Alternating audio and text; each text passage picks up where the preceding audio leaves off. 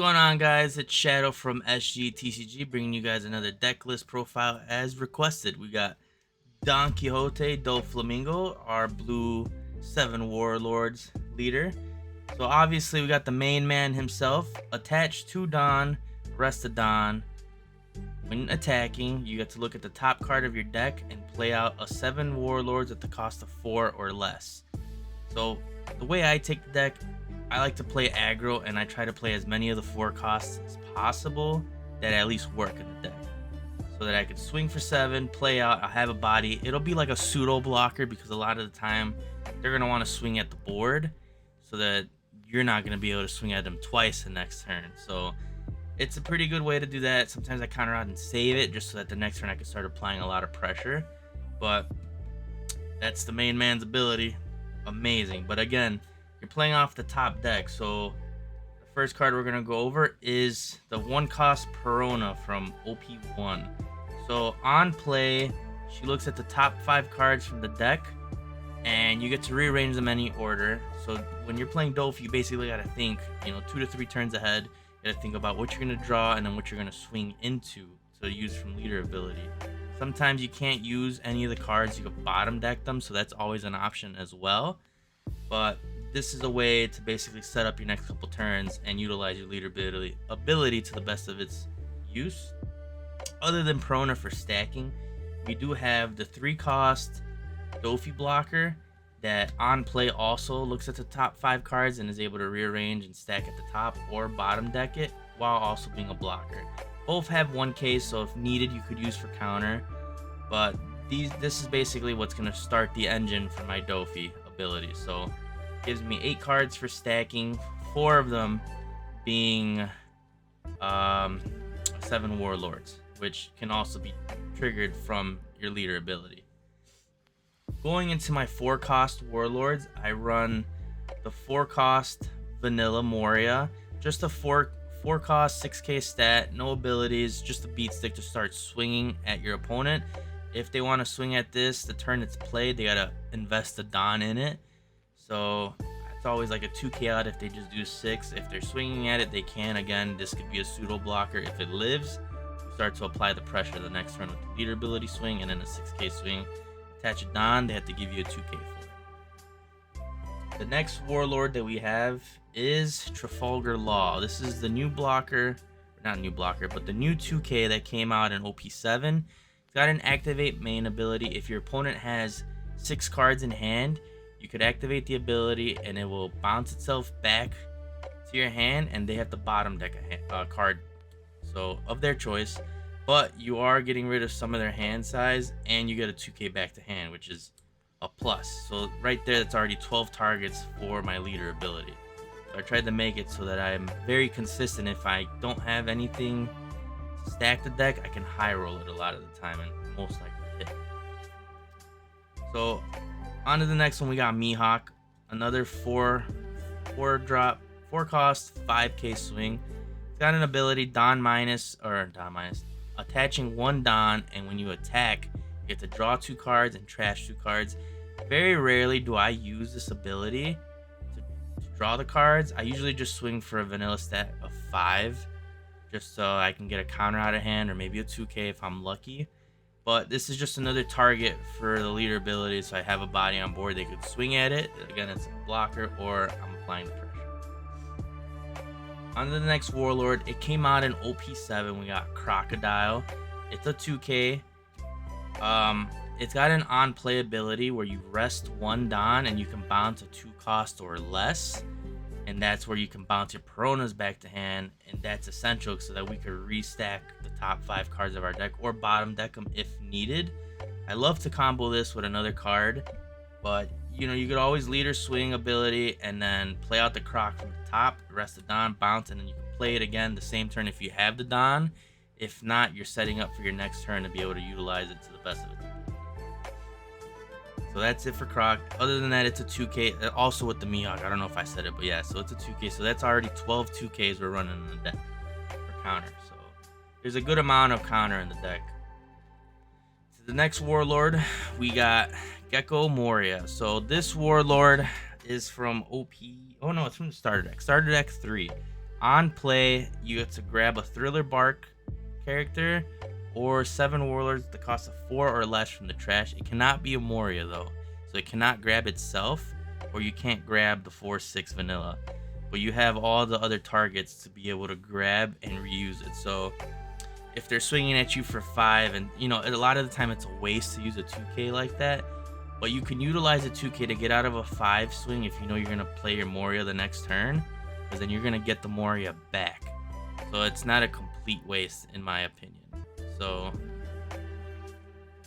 in my eyes, it's not always a waste, and you know, you don't feel that repercussion of wasting a 2K because you can always get it back from his ability on his on play. Next, one of the other beat sticks of the deck. This card has no counter on it, but we got Weevil from EB01. We all know what it does. On play, you draw 1 card, and then you have a 4/6, you know, beat stick. I love to combo this with the next card I'm gonna go to. A lot of the time they're gonna remove this. Black Yellow Luffy likes to use the Space Luffy on it, or they're gonna swing big at it, and then that's pretty much their turn. But as far as the MVP for characters, we got this new super rare from OP7, Jinbei. On play, when you play him, you could play out a 7 Warlords with the cost of 4 or less from your hand to the field. If I stack the deck correctly with the Perona or the Dofi for my swing to be Jinbei, Jinbei is going to hit the board off leader ability, and then I get to play an active 7 Warlords character. It can't play itself out, so you have, you know, 4, 8, 12, 16, 20, 24. That's 28 targets for the Jinbei if I have it in hand, you know, to play out, which I'm giving myself a lot of options. A lot of the times I do wish, and I always hope that I have the Weevil, because when I play the Jinbei out, I could play the Weevil from hand, and then I could draw the next card from the deck. So it's replacing the Weevil from hand, so I'm not losing my hand size while playing the Jinbei and getting an extra body. So in my opinion, that's the best combo for Jinbeis into the Weevil. If not, you could always, you know, Jinbei into Croc, rest the Don, grab the Perona, play the Don, and then, you know, restack the deck. So there's a couple crazy combos that could be done. I have Jinbei from hand, played a card, swung off leader, got Jinbei off, and then played a second Warlord, so that's 4 bodies in 1 turn. So you could flood the board real fast and be real aggro, which is why I don't play a lot of high-end cards, and I'll go into that in a little. But that is all the 4-cost 7 Warlords I run. Again, like I said, that is 28 targets that I could get off of the Dofi ability. The last 4 costs that I run is Pudding. This card is a menace. We all know what it does. On play, your opponent shuffles their hand back into their deck, and they draw 5 cards.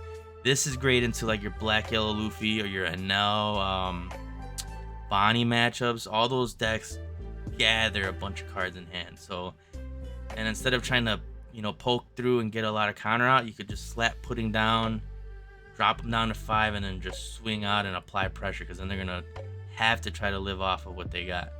So this could be a make or break for some of your opponent's decks. So you do have that opportunity of they shuffle and they get into some of the stuff they need, but this is more or less to get rid of like 4 cards out of hand, maybe even 3 if really needed. On to my last character, the 7 Warlords. I do run 4 copies of the Boa. So on play, you can basically stun one of your opponent's characters. They just can't attack. They could restand. So your opponent character cannot attack unless it's a Monkey D. Luffy. She does not affect it. So it's a 6-cost, 8k body. You know, when this is played, you get to stun one of your opponent's bigger bodies that you're worried about swinging into you. And you could still use leader ability. You could even swing for 8 with leader, rest, and then play out a character. You know, depending on what you get, you're setting up a board, and they're already going to be swinging at you with 1 less body. So that's the plus for this. You can still use leader ability off of it. I don't run much top end, like 10 drop Kaido to draw the 3 cards, or, you know, the bounce Kaido, or the Sanji, or the Mihawk. I cut the Mihawk out. I didn't think I needed it, just because, you know, it could only bottom deck a 7 or less. Lucci's playing a lot of 8 costs, you know, the Moria, the Sabos, the E-shows, so I didn't really see much use of it. I could bottom deck a Sabo or a Lucci, but I am getting a big body on the board, and then obviously you could run the Sanji to try to get into the Mihawk, which is the best combo. If not, Sanji plays out, you know, any character active. So you could combo Sanji with Boa. It is a good play. That's 9 Don, and you're getting like a 15 Don turn with 1 extra Don left. So you could use them. I prefer not to. I like to run it low to the ground just so that I could play them out fast and then be aggressive. I don't want to go late game. If I go late game, it's pretty, you know, it's pretty scary by that point. I have a high chance of losing. But so that's why I don't run it anything higher than the Boa, because then I could still use my leader ability and flood the board. Anything higher, then it's kind of like that's gonna be my turn. I'm gonna draw 3 cards off Kaido, but nothing else is gonna happen after that. Maybe like a couple baby swings. Going into my events, I am running 3 Perfume. MVP event for me, as you guys saw in the videos, it won me 2 of my matches. So this is the blue Diable Jambe. For 2 Don, you get plus 2,000 to leader or character, and it's unblockable. So again, the Diable Jambe, where you don't lose that Don. I mean, for 1 cost, Diable Jambe was busted, but this is 2, and it's only for the 7 Warlords package. So only Boa and Dofi can use it, but you don't lose those Don. You still get the plus 2,000 from the 2 Don, so it's not a complete waste, and you're unblockable. Can just go for, you know, kill shot endgame like I did against Black Yellow Luffy and Lucci.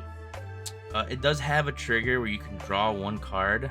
You could use it if you need to get something. I like to hold on to them just in case, like, you know, I need to go for multiple swings. You know, I never know what I'm gonna get into, so I do hold on to it. You could always trigger it, nothing wrong with it if you need more in hand. Other than the Perfume, I do run 1 Red Rock, 6 cost, can bottom deck anything. And then again, I have 4 Don left to play with. If I have a Perona, play Perona and use leader ability, and I get rid of a, you know, I could get rid of a Moria, a Sabo, a Kid, Zoro, anything I want.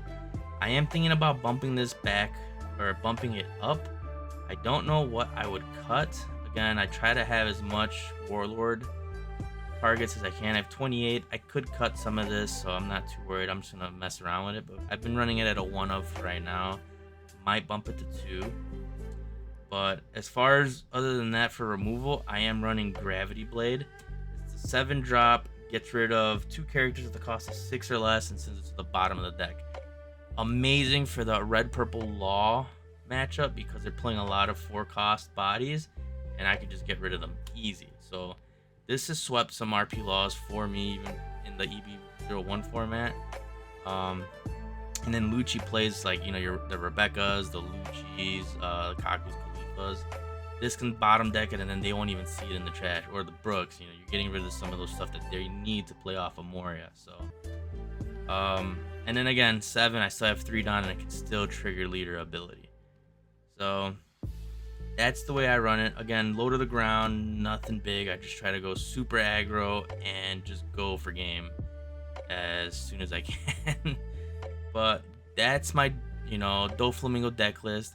If you guys like the content, make sure you guys are, you know, subscribing, drop a like, comments if you guys notice anything. I always try to reply back to any of the comments. If you guys have any suggestions for videos you guys would like to see, specific decks for locals, let me know. I'll try to get it done so I can try to get you guys that content. I'm going to be doing Black Yellow Luffy this Saturday at a local, and I'm even considering doing Vegapunk on Sunday. Oh no, not Sunday, but at another local. So let me know and I'll get it done for you guys. Alright guys, I'll catch you guys on the next one.